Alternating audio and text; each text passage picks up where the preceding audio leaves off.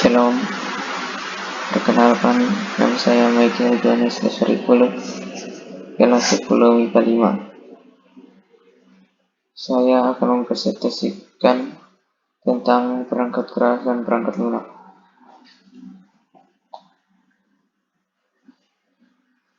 Perangkat keras.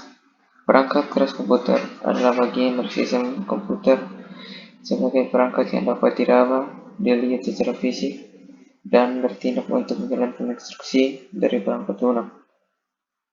Perangkat keras komputer juga disebut dengan hardware. Hardware berperan secara menyeluruh terhadap kinerja suatu sistem komputer. Berikut cara kerja macam-macam perangkat keras komputer dan fungsinya.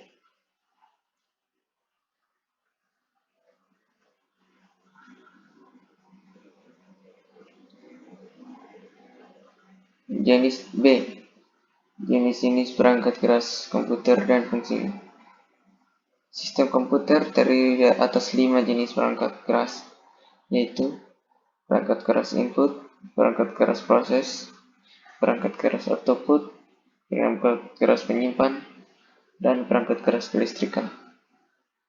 Kelima perangkat keras itu diatur sedemikian rupa bentuk sistem terintegrasi untuk dapat melakukan input, proses, dan output data. Berikut masing-masing penjelasan dari kelima perangkat tersebut. Yang pertama, perangkat keras input. Perangkat keras input adalah jenis hardware yang berfungsi untuk memasukkan data ke dalam memori sistem komputer. Perangkat keras input utama dari sebuah sistem komputer adalah keyboard. Mouse merupakan perangkat keras input pendukung dari sebuah sistem komputer. Yang kedua, perangkat keras proses. Perangkat keras proses adalah jenis hardware yang berfungsi untuk melakukan olah data atau eksekusi perintah terhadap data yang dimasukkan. Perangkat keras proses utama dari sebuah sistem komputer adalah prosesor, CPU, VGA, kartu suara, dan motherboard. Yang ketiga, perangkat keras output. Perangkat keras output adalah jenis hardware yang berfungsi untuk menampilkan atau menghasilkan keluaran dari data yang diproses. Perangkat keras output utama dari sebuah sistem komputer adalah monitor dan speaker. Yang keempat, perangkat keras penyimpanan. Perangkat keras penyimpanan adalah jenis hardware yang berfungsi untuk menyimpan data pengguna. Terdapat dua perangkat keras penyimpanan utama dari sebuah sistem komputer adalah penyimpanan non-volatile internal dan penyimpanan volatile. Yang kelima, perangkat keras kelistrikan. Untuk bekerja sistem komputer memerlukan asupan daya dan tegangan yang stabil. Sistem komputer menggunakan power supply untuk manajemen listrik ke masing-masing perangkat keras lainnya. Selain itu, pengguna biasanya memasang stop volt untuk menstabilkan listrik yang masuk ke dalam sistem komputer sebelum diatur oleh power supply.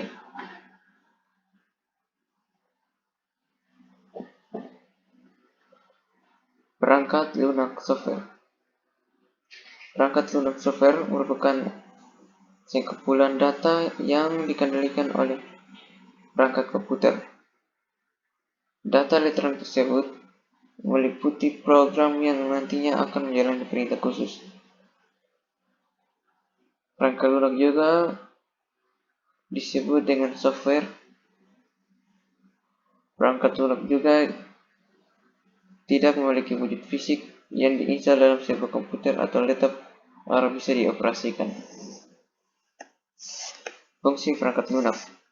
Yang pertama, memproses data, perintah, atau instruksi khusus agar pengguna dapat mengoperasikan komputernya sesuai dengan hasil yang diinginkan. Yang kedua, sarana interaksi yang menghubungi pengguna dengan perangkat kerasnya.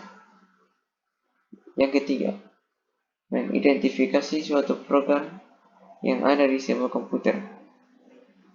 Yang kelima, menyediakan fungsi dasar sebuah perangkat keras agar dapat dioperasikan seperti kesediaan sistem operasi pada komputer. Keenam, menerima suatu perintah software lainnya ke dalam bahasa mesin agar dapat dimengerti oleh komputer. Yang jenis-jenis perangkat lunak. Yang pertama, perangkat lunak berbayar. Software yang mengharuskan penggunanya untuk membayar dengan harga tertentu untuk bisa menggunakan perangkat lunak tersebut. Meskipun sudah dibeli, namun lisensi untuk menyebarluaskan tidak diberikan kepada pengguna karena tindakan tersebut termasuk ilegal. Contoh software berbayar adalah Adobe Photoshop, Microsoft Office, Microsoft Windows, dan sebagainya. Yang kedua, freeware. Perangkat lunak ini gratis dan dapat digunakan tanpa batas waktu tertentu. Biasanya pengembang software membuat perangkat lunak ini untuk komunitas tertentu. Hak cipta tetap dipertahankan, sehingga siapa saja dapat melakukan update software terbaru. Contoh software adalah Google Chrome, Mozilla Firefox, dan sebagainya. Yang ketiga, free software. Pengguna harus membeli perangkat lunak ini terlebih dahulu. Setelah itu, pengguna bebas untuk melakukan pengadaan, modifikasi, hingga distribusi. Yang keempat, shareware. Perangkat lunak yang dibagikan secara gratis ini untuk keperluan tertentu, biasanya sebagai uji coba dengan fitur yang terbatas. Penggunaan dengan waktu yang terbatas. Software dibagikan secara gratis untuk memberikan pengguna kesempatan untuk mencoba menggunakan program sebelum membeli lisensi versi lengkap dari perangkat lunak tersebut. Yang kelima, malware. Perangkat lunak ini dianggap sebagai perusak sehingga bisa berbahaya jika disalahgunakan. Tujuan dari perangkat lunak ini untuk menyusup bahkan merusak sistem jaringan komputer. Contoh malware adalah spyware, adware, virus komputer, dan software lainnya yang dibuat dengan tujuan merugikan. Yang keenam, open source software. Perangkat lunak yang bersifat terbuka sehingga kode sumbernya dapat dipelajari, dimodifikasi, ditingkatkan, dan disebarluaskan. Perangkat ini biasanya diperoleh secara gratis dan digunakan oleh komunitas tertentu untuk pengembangan dengan lisensi GPL. Contoh perangkat lunak ini adalah Linux yang fungsinya setara dengan Microsoft Windows. Yang ketujuh, firmware. Perangkat lunak ini menyimpan yang hanya dapat dibaca atau memori read-only.